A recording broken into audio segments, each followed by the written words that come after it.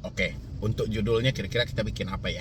Hati-hati atau kita bikinnya resiko gagal bayar di Akulaku dan Kredivo per September 2023 atau di akhir tahun 2023. Itu aja kita bikinin ya. Biar teman-teman juga semua bisa masuk ke sini. Sebenarnya berapa banyak sih yang nonton saya ini yang benar-benar terjebak atau bukan terjebak juga ya, yang tidak mampu membalikan dana lagi kayak di Kredivo atau di Akulaku?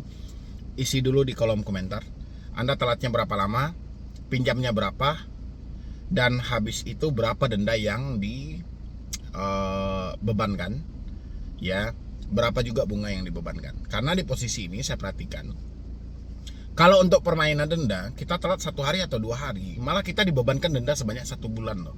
Makanya teman-teman agak bingung kan, kenapa kita yang katanya kita cuma dikena denda 7.000 lah, ya, atau kita ambil yang paling simpel deh, Rp1.000 kita dikenakan denda Rp1.000 per hari. Tapi begitu kita telat 1 hari, kita harus bayar 30.000. Bingung nggak teman-teman?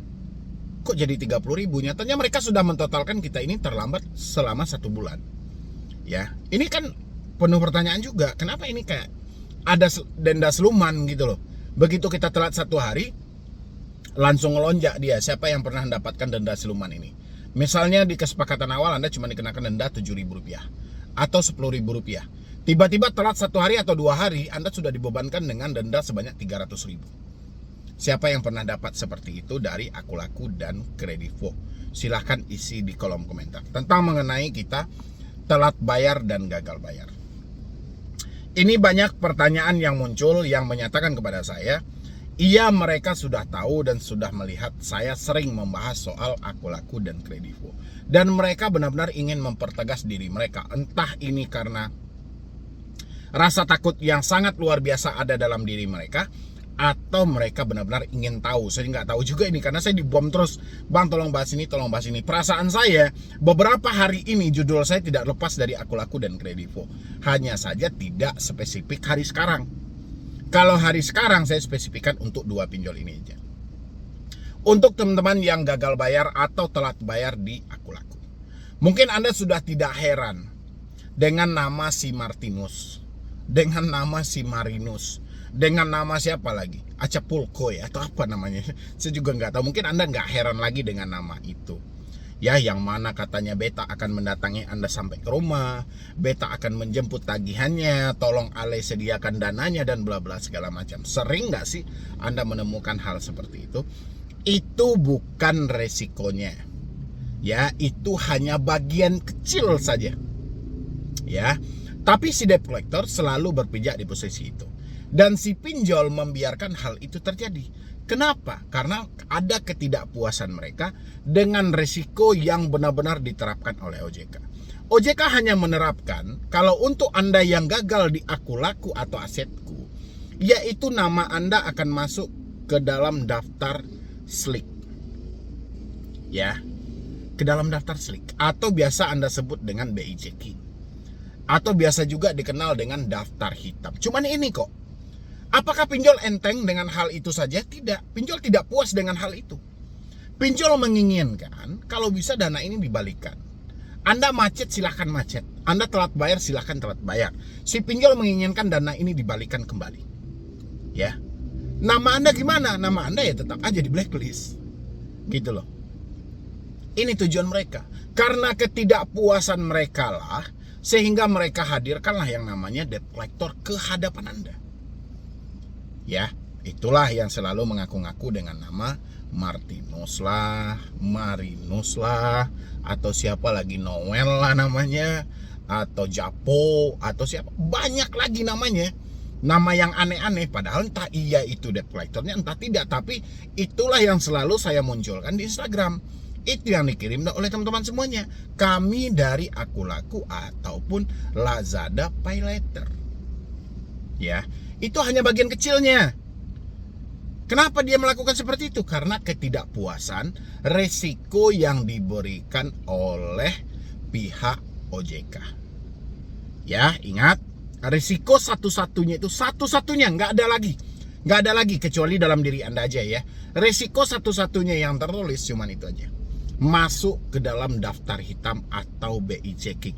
Kemanapun Anda cari lagi resikonya nggak ada lagi. Ya, cuman di satu itu aja. Ya, tapi ini karena ketidakpuasan mereka hadirkanlah Anda pihak ketiga tadi. Untuk mengunjungilah, untuk mendatangilah. Ini mereka hadirkan semuanya. Ya. Kalau mereka hanya menerima dari OJK saja, mereka tidak mau. Ini buat teman-teman semuanya, tolong catat baik-baik. Jadi Anda jangan ragu-ragu lagi nih dalam hal ini. Jangan sampai gara-gara satu pinjol legal ini, kayak aku laku Anda gagal bayar atau telat bayar, tiba-tiba terjadilah gali lubang tutup lubang. Apalagi terjadi pula misi-misi memperpanjang. Jangan sampai. Anda tahan aja di posisi ini, nggak ada masalah. Ya, atau Anda sedang berdrama dalam pemikiran Anda, saya terjebak di aku laku. Saya belum membalikan dana aku laku sebesar 2 juta misalnya gitu. Kalau saya telat bayar sampai 1 bulan atau 2 bulan, nanti malah dendanya membengkak. Ingat, ada aturan yang sudah membatasi soal denda dan bunga.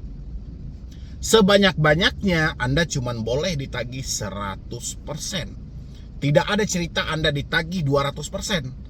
Kalau hutang Anda 2 juta, sebanyak-banyaknya bunga dan denda hanya 2 juta juga. Jadi 2 juta tambah 2 juta, paling banyak Anda hanya dibebankan 4 juta rupiah. Ya, ini buat teman-teman semua nih. Jadi jangan Anda tambah-tambah sendiri. Jangan Anda pusing-pusingkan sendiri. Ya, kalau resiko yang tidak tertulis, ya itu tadi. Yang ada dalam pemikiran Anda. Pertama, yang ada dalam pemikiran Anda nih ya, resiko yang tidak tertulis. Dan resiko yang hanya diciptakan oleh debt collector. Ya, dan akhirnya menjadi malapetaka bagi si debitur. Pertama, ada dalam pikiran kapan desinya datang ke rumah. Ya, itu risiko juga karena bikin Anda panik kan. Telat berapa lama sih mau dikunjungi? Itu risiko juga, membuat Anda ketakutan, membuat Anda kecemasan. Apakah benar akan diproses ke jalur hukum? Itu juga risiko juga. Ya, karena Anda gangguan dibikinnya dalam kehidupan sehari-hari, Anda selalu kecemasan.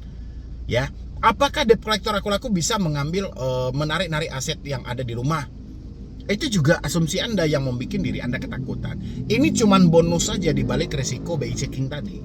Ya, semua ini adalah skenario yang diciptakan oleh si debt collector. Tujuannya simpel aja, bagaimana Anda melakukan pembayaran lagi lengkap dengan bunga plus denda. Makanya dibikinkanlah rasa takut yang sangat luar biasa tanpa ada yang bisa mengendalikan kecuali benar-benar hidup Anda sudah hancur. Uang sudah tidak ada, sudah semuanya nggak bisa lagi. Atau data Anda sudah busuk gitu loh. Ya.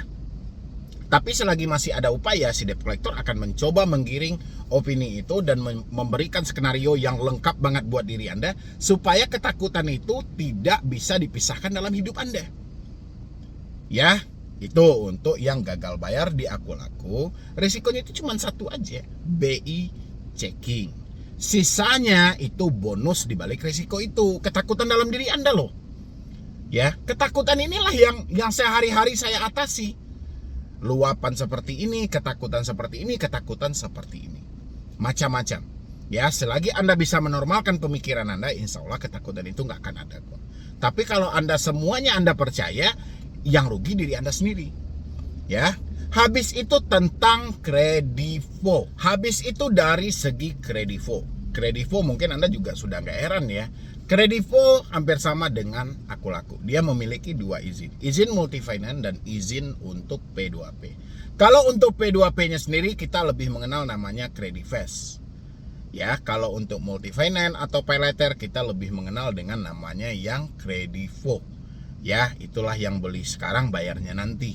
Itu yang sering kita dapat. Mungkin kita pergi ke toko handphone atau kita menginginkan diberikan limit belanja, dan itulah sebenarnya dari kredivo.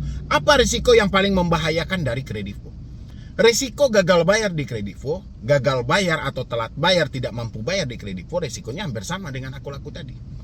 BI checking. Ya, kalau untuk risiko tertulisnya ya macam-macam. Risiko yang tidak tertulisnya macam-macam. Pokoknya hampir sama aja dengan aku laku tadi. Gak ada ubahnya kok, karena luapan ini adalah luapan rasa takut.